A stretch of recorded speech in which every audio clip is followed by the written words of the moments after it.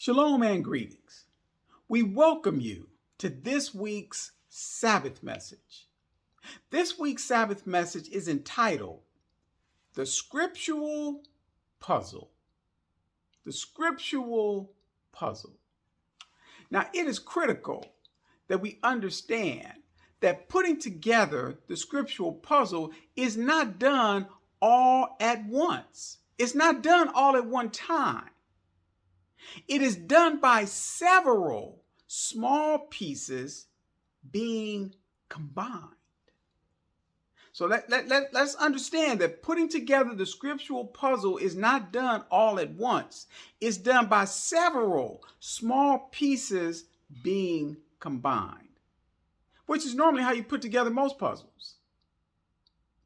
As we put the scriptural puzzle together, every time we grow from just knowing to understanding a piece, we should not consider it as an isolated or single piece. Instead, we should look for other pieces that connect with what we just came to understand to make a bigger piece of the puzzle. So we shouldn't just look at when we grow from just knowing and understanding a piece as an isolated or single piece, like, oh, I got a piece. No, we should instead look for other pieces that connect with what we just came to understand to make a bigger piece of the puzzle. Our search for other pieces that connect with what we've grown to understand may be a piece or pieces we've already grown to understand. It can also be a piece that is shared with us from someone else working on putting together the scriptural puzzle. It is important that we understand the scriptural puzzle is a collaborative effort. I'll say that again. The putting together of the scriptural puzzle is a collaborative effort. There are no savants, gurus, or sages that are able to put all the puzzle pieces together independently. It is also essential that we constantly practice making and connecting bigger pieces of the scriptural puzzle, individually as well as collaboratively. Doing this is beneficial in several significant ways. One of the ways making and connecting bigger scriptural puzzle pieces is of value is it validates and corroborates the verity or truth of the puzzle pieces. So again, as we continue making and connecting bigger scriptural puzzle pieces, the value of that is that it validates and corroborates the verity or truth of the puzzle pieces that we've already put together. Remember, we are putting together a puzzle. If you have to force a piece to fit, it is not the correct piece. Now hear this out. If all of the pieces of scriptural puzzles, if all the pieces of the scriptural puzzle are not congruent, in agreement, you cannot go further. You must stop. Let me say this again. If all the pieces of the scriptural puzzle are not congruent, in agreement, you cannot go any further. You must stop. You must re-examine all the pieces and determine the piece or pieces that do not acquiesce, agree with the other pieces, and remove the piece or pieces. If the puzzle pieces do not fit, you must stop. This is the litmus test we all should use in determining whether a piece fits in the scriptural puzzle. This is the litmus test everyone should use in determining whether a piece fits in the scriptural puzzle. Doing this allows for constant vetting of each of the pieces that make up the larger pieces to ensure they are fitting as they should. That we are not forcing any pieces into the puzzle. So that's one way that putting together the scriptural puzzle and with pieces and continuing to grow larger pieces, that's one significant way. The other way making and connecting bigger scriptural puzzle pieces is important is it allows you to share these vetted pieces of the scriptural puzzle with others that are trying to put the scriptural puzzle together. It could be a piece that they do not have. As well as you and I can receive bigger pieces of the scriptural puzzle from someone else that you or I do not have, that actually connects with a piece of the scriptural puzzle that we do already have, to make an even bigger piece of the scriptural puzzle. So let us use an example of growing from just knowing to understanding a piece and then connecting it to another piece or pieces. We've grown from just knowing to understanding. The scriptural new year does not start in January. We grew from just knowing and understanding this in reading Exodus chapter 12, verse 2. So let us read. Exodus chapter 12, verse 2 reads, "This month shall be unto you the beginning of months. It shall be the first month of the year to you." Now, in order to vet the first month of the year is not January, we need to know what month the children of Israel and the mixed multitude went out of Egypt. We grew to understand another piece.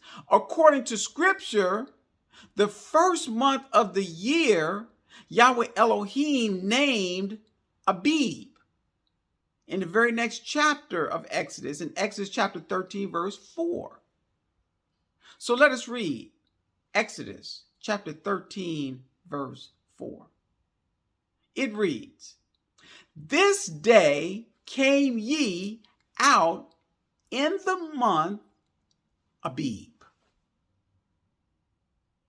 Now we allow scripture to share that the first month, Abib, later called Nisan, is the only month that Yahweh Elohim gave a name to. All other months are named by their numerical sequence.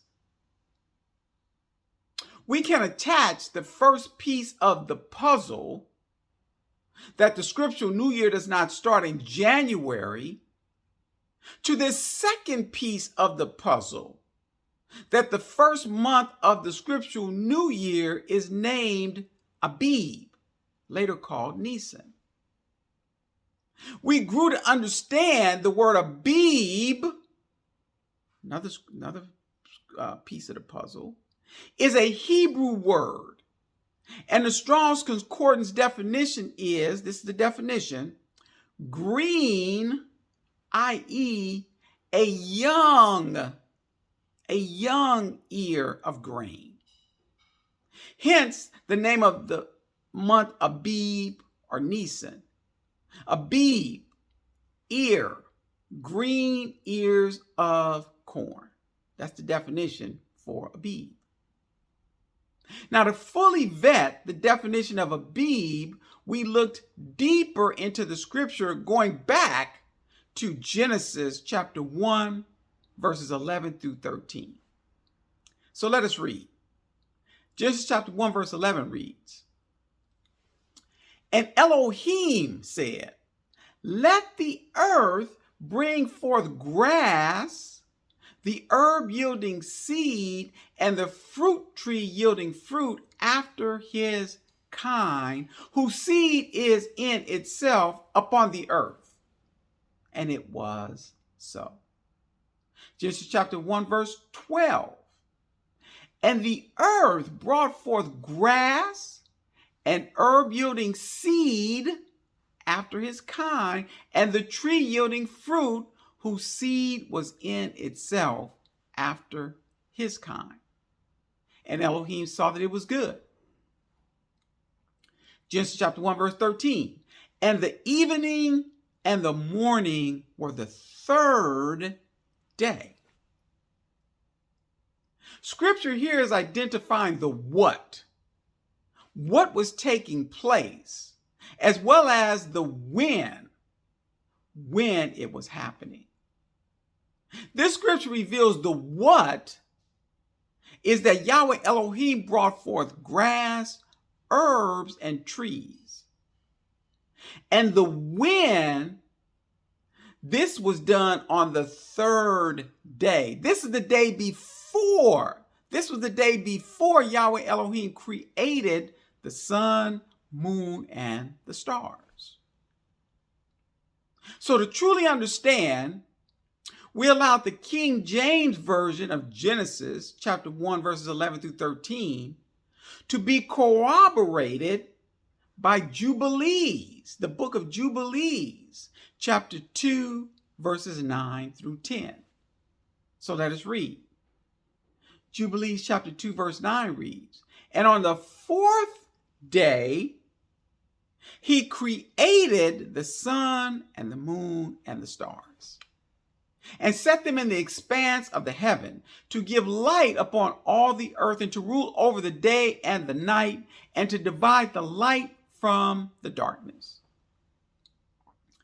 And Elohim appointed the sun to be a greater sign on the earth, for days and for Sabbaths and for months and for feasts and for years and for Sabbaths of years and for jubilees and for all seasons of the years." Jubilees chapter 2, verse 10. "And it," the sun, "divides the light from the darkness, and for prosperity that all things may prosper, which shoot and grow on the earth. These three kinds he made on the fourth day." Scripture validates scripture that the sun, moon, and stars were to prosper the grass, herbs, and trees. So get this. This is actually in harmony with the definition of the month of Abib. Remember, the definition was green, i.e. a young ear of grain. So it needs to prosper from being a young ear to a full ear of grain. So with what we've grown to understand through the other two pieces of the puzzle, we now have grown to understand Yahweh Elohim's first season of his scriptural year is spring. That's when the grain grows, is in the spring. Meaning that the new year starts with the beginning of spring. Okay? We also grew to understand another piece of the scriptural puzzle, and that was Yahweh Elohim's year starts on the fourth day of the week. The fourth day of the week. Remember, he said he created the sun, the moon, and the stars, and they would be for signs and for seasons and for days and for weeks and for years. So that's when it was started. That's when we start tracking on the fourth day of the week. Allow us to let the scripture give us more insight about the number of the weeks, number of days in the months, and the number of days in the scriptural year. So let us go back to the book of Jubilees, and we're going to read Jubilees chapter 6, verses 30 through 38. In these passages, Yahweh Elohim gives the exact number of the weeks and the days in a year. So let us read Jubilees chapter 6, verses 30 through 38. Jubilees chapter 6, verse 30 reads, "And all the days of the commandment will be 250 weeks of days." 52 weeks of days. "And these will make the entire year complete." So 52 weeks makes the entire year complete. 52 weeks of days, no remainders. A complete. He said it makes it complete. There is no remainder. 52 weeks exactly. This will make the entire year complete. It continues. "Thus it is engraven and ordained on the heavenly tablets." Jubilee chapter 6, verse 31. "And there is no neglecting this commandment for a single year or from year to year." So every year, it should be exactly 52 weeks. 7 days in a week, exactly 52 weeks in a year. And there's no neglecting this. Jubilees chapter 6, verse 32. "And command you, the children of Israel, that they observe the years according to this reckoning." According to this reckoning. He's going to tell them. So he's saying, command you, the children of Israel, that they observe the years according to this reckoning. 364 days. That's the reckoning. It's 364 days. You command the children to observe these years according to this reckoning. And these 364 days will constitute a complete year. And they, the children of Israel, will not disturb its time from its days and from its feasts, for everything will fall out in them according to their testimony. And they will not leave out any day nor disturb any feast. Jubilee chapter 6, verse 33. "But if they do neglect and do not observe them according to his commandment, then the Boolean statement, if something, then the result. If they do neglect and do not observe them according to his commandment, then they will disturb all their seasons and the years will be dislodged from this order." And they will disturb the seasons and the years will be dislodged, and they will neglect their ordinances. Jubilees chapter 6, verse 34. "And all of the children of Israel will forget if they do neglect and do not observe. All the children of Israel will forget and will not find the path of the years, and will forget the new moons and seasons." The new moons and seasons. Remember that. We're going to cover that a little later. "And Sabbaths, and they will go wrong as to all the order of the years." Jubilees chapter 6, verse 35. "For I know, and from henceforth will declare it unto you. And it is not of my own devising, for the Sefer lies written before me. And on the heavenly tablets, the division of days is ordained. lest they forget the feasts of the covenant and walk according to the feasts of the other nations after their error and after their ignorance. That's important. So if the children of Israel forget the feast of the covenant that he commanded and walk according to the feasts of the other nations, those aren't Yahweh Elohim's feasts, after their error and after their ignorance. Jubilees chapter 6, verse 36. For there will be those who will assuredly make observation of the moon. So now they're going to start saying, okay, we're going to figure out the years by the moon. So he said, for there will be those who would assuredly, Yahweh's prophesying into the future. They will assuredly make observations of the moon, how it disturbs the seasons and comes in from year to year 10 days too soon. Now, this is important. This is important.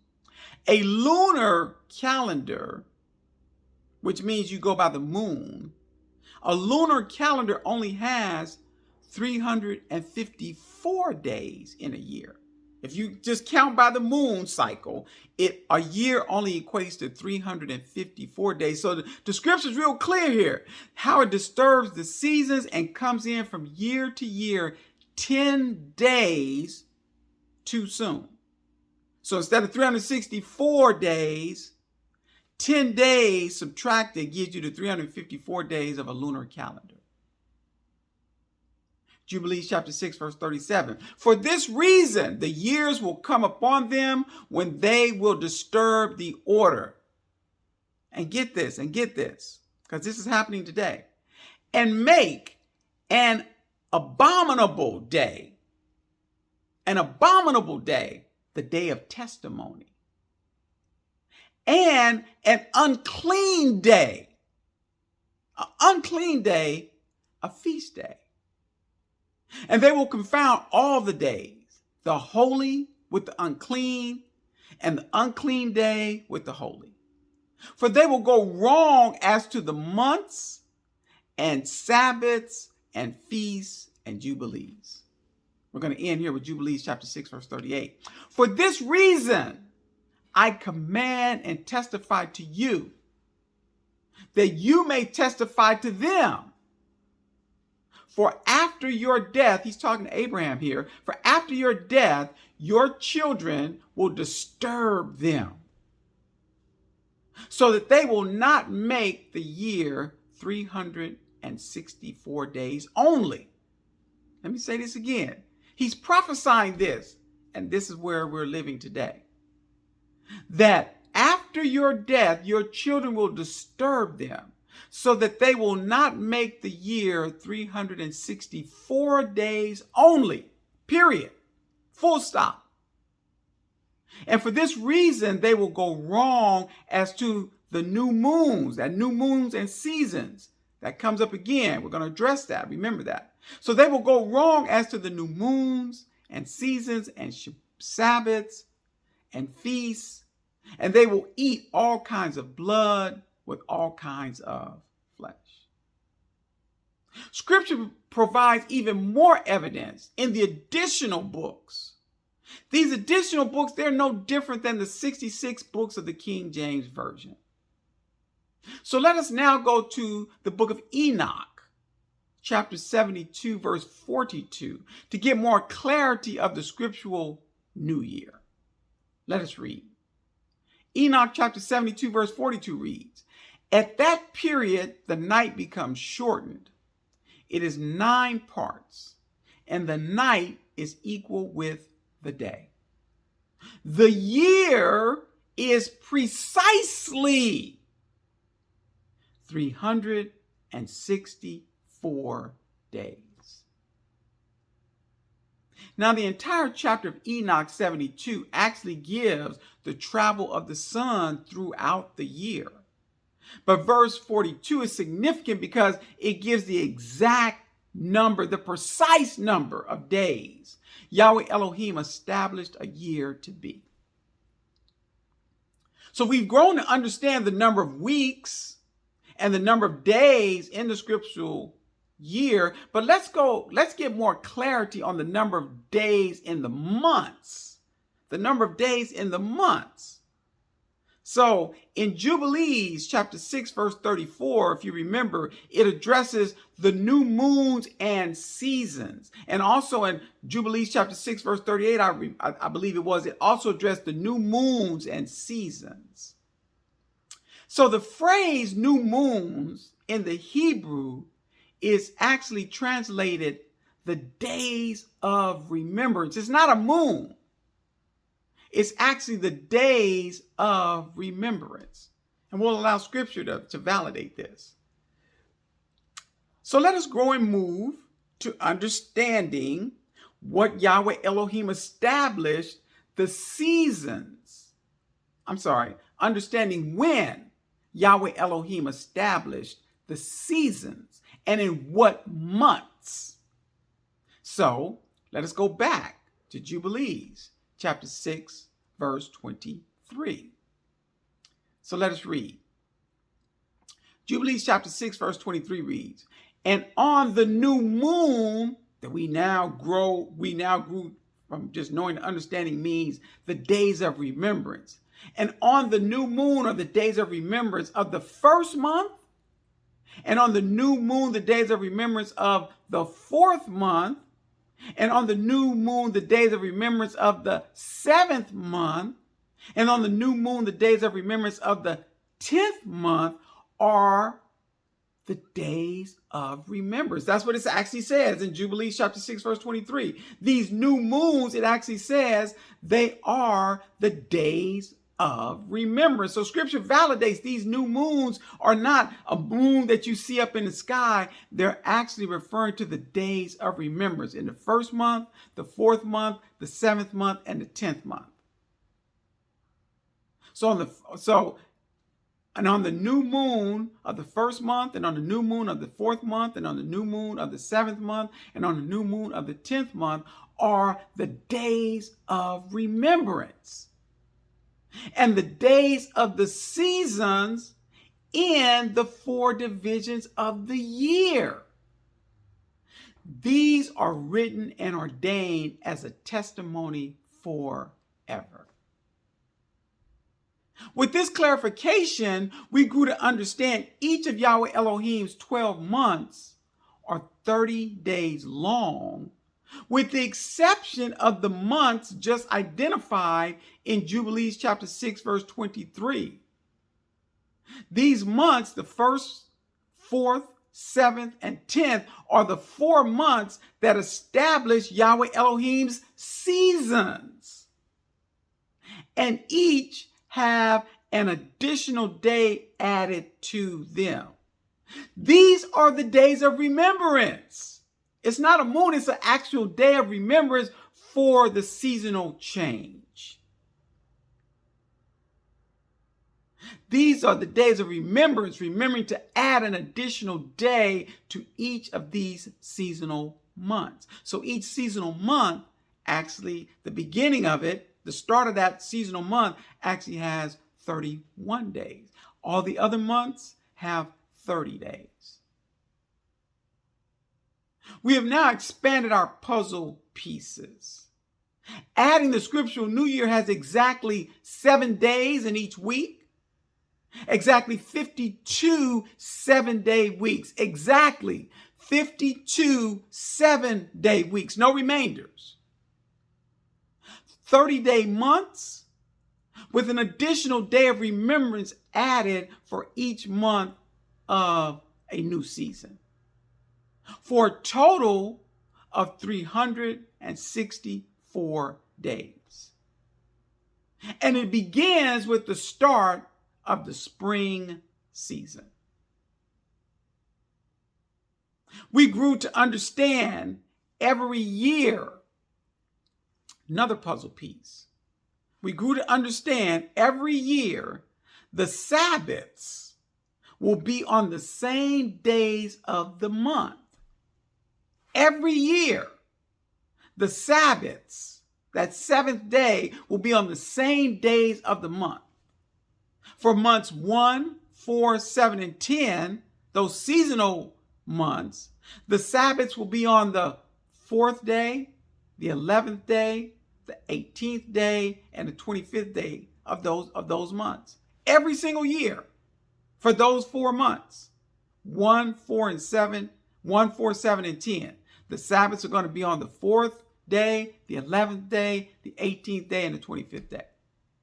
For months 2, 5, 8, and 11, the Sabbaths will be on the 1st day of the month, the 8th day, the 15th day, the 22nd day, and the 29th day. Every year for months 2, 5, 8, and 11. Sabbaths will be on the 1st, 8th, 15th, 22nd, and 29th. For months 3, 6, 9, and 12, the Sabbaths will be on the 6th day of the month, the 13th day, the 20th, and the 27th. This was corroborated and validated by constructing the scriptural calendar using the puzzle pieces that we put together thus far. So we constructed the scriptural calendar using the puzzle pieces we put together thus far. We can see that in those months, the Sabbaths fall on those days. You can go to the website, look at the scriptural calendar, and you can verify it. It's corroborated, it's validated every year. Every year. Starting the first month on the 4th day of the week, which we said we grew from just knowing and understanding that that's a piece of the puzzle. Having 30 days in each month, and the days of remembrance added to the 1st month, the 4th month, the 7th month, and the 10th month. That's what we did. And you can corroborate and validate. Another piece of the puzzle, we're growing this puzzle piece now. Another piece to add to the pieces that we've already put together. Another piece of the puzzle we grew to understand was every year, Yahweh Elohim's everlasting feast days will be on the same day of the week and the same numerical day of the month they occur. So every year, Yahweh Elohim's everlasting feast day will be on the same day of the week. So every year, the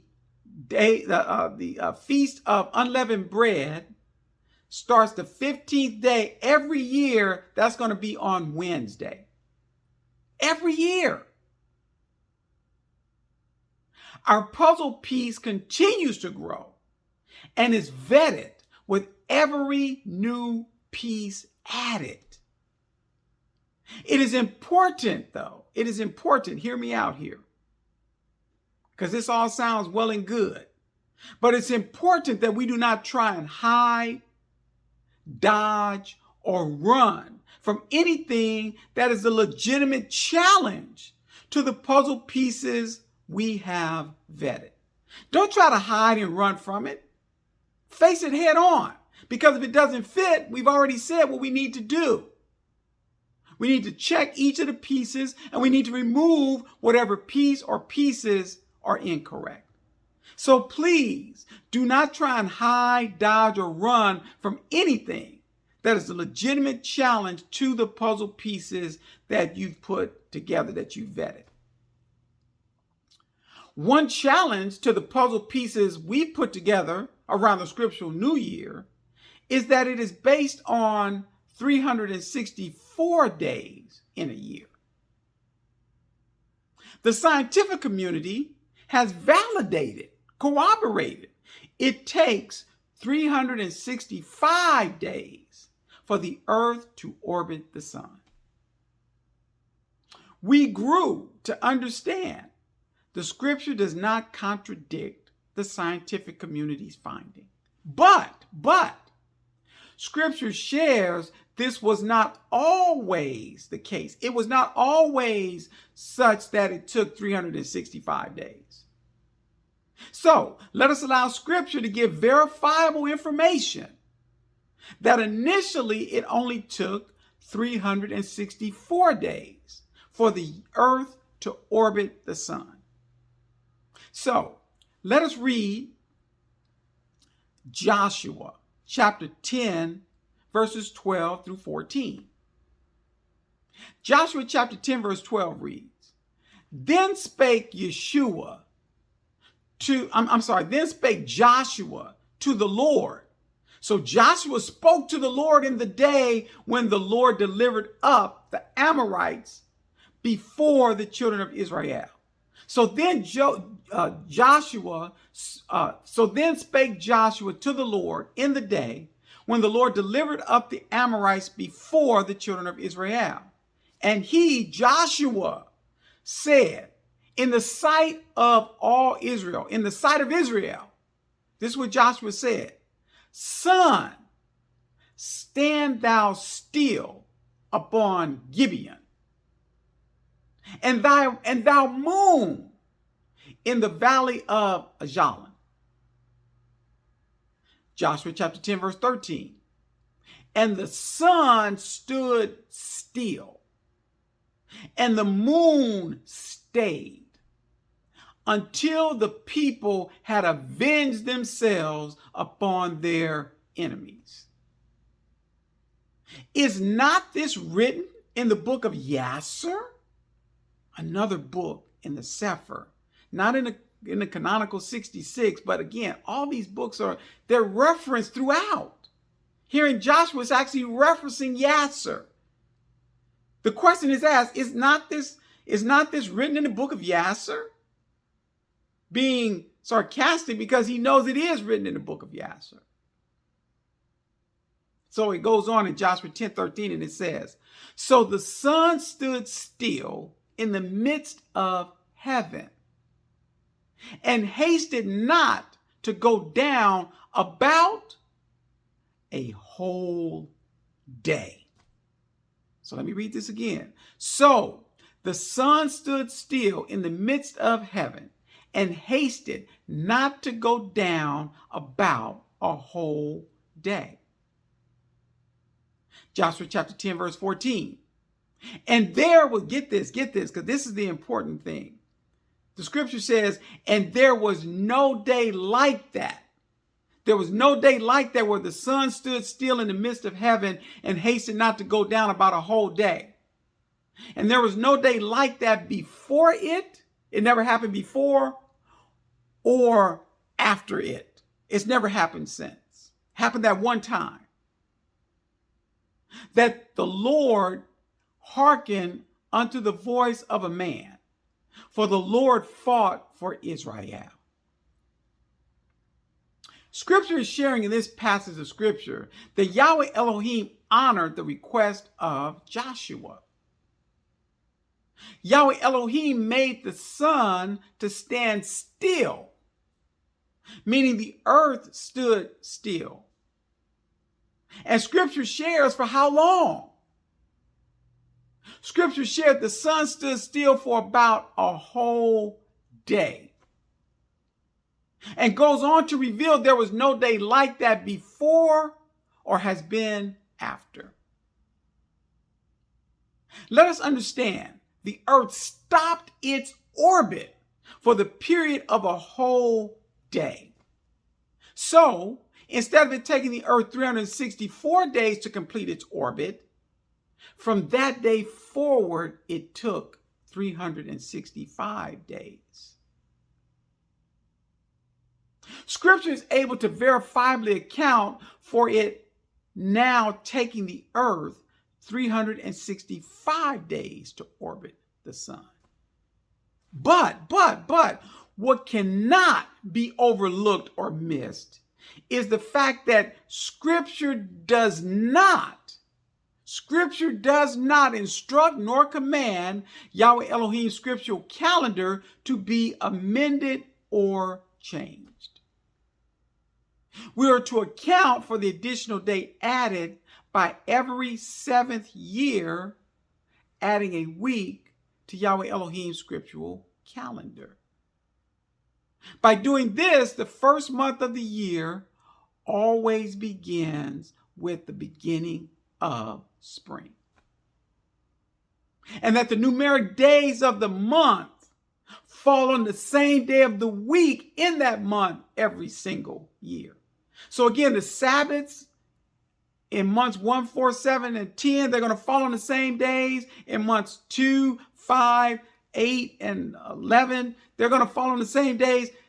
This is what happens when we keep Yahweh Elohim's scriptural calendar. Nothing changes because the scripture tells us Yahweh Elohim does not change. This is an example of what we've grown to understand, putting together the scriptural calendar puzzle, the scriptural calendar piece of the puzzle, vetting each piece and connecting as many pieces as possible together to make a bigger piece. The process is very similar if you were to receive puzzle pieces from someone else that is working on putting together the scriptural puzzle. This was a very cursory explanation.